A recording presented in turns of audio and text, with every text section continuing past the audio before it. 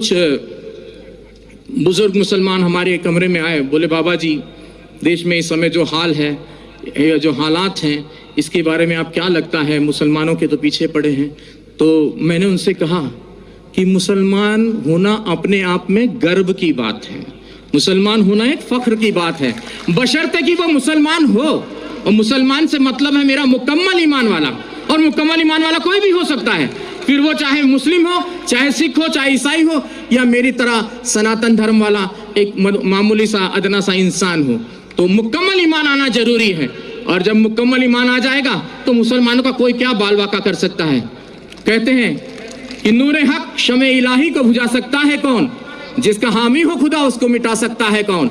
ना तलवार की धार से, ना गोलियों की बौछार से, रब का बंदा डरता है तो सिर्फ परवरदिगार से, और आपको किसी से डरने की कोई जरूरत नहीं है।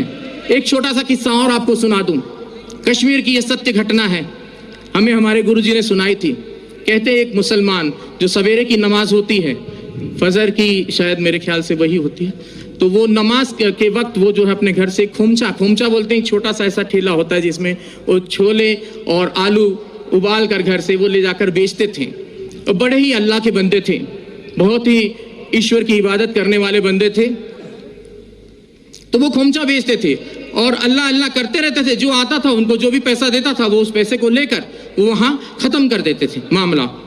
तो वो खोमचा चला देते थे और दे देते थे किसी को, और कोई भी उनको, अब ऐसे भी लोग थे उस भीड़ में जो उनको खोटा सिक्का देकर चले जाते थे, और वो अल्लाह अल्लाह करने वाले व्यक्ति, उनका ध्यान सिक्के पर ना होकर अपने अल्लाह पर रहता था। ऐसे काफी दिन गुजर गए। एक दिन वो अपने घर पहुंचे तो उन्होंने अपनी पत्नी से कहा कि भाई आज तुमने हमारे छोले और आलू जो खोमचा बनाती थी वो बनाया नहीं। तो बोले कि आज दुकानदार ने सामान नहीं दिया, सौदा नहीं दिया। बोले क्यों? बोले जितने भी सिक्के इकट्ठा किए हैं आपने, ये सारे खोटे सिक्के हैं। बोले हाय अल्लाह। वो वहीं चुपचाप बैठ गए उस ईश्वर की इबादत में कि बोले हे या अल्लाह, ये खोटा सिक्का तेरी दुनिया में तो नहीं चला, क्या मेरे जैसा खोटा सिक्का तुझे कबूल होगा?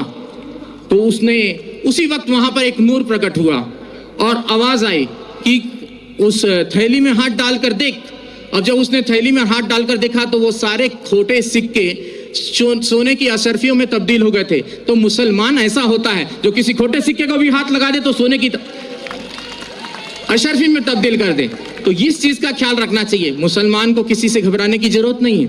और मैं पहले से और काफी दिनों से, मुझे एक व्यक्ति ने कहा कि बाबा जी अब आप कलमा पढ़ के मुसलमान हो जाओ। तो मैंने कहा मुझे कलमा पढ़ने की जरूरत नहीं, मैं खुद ही पहले से जन्मजात ही मुसलमान हूँ।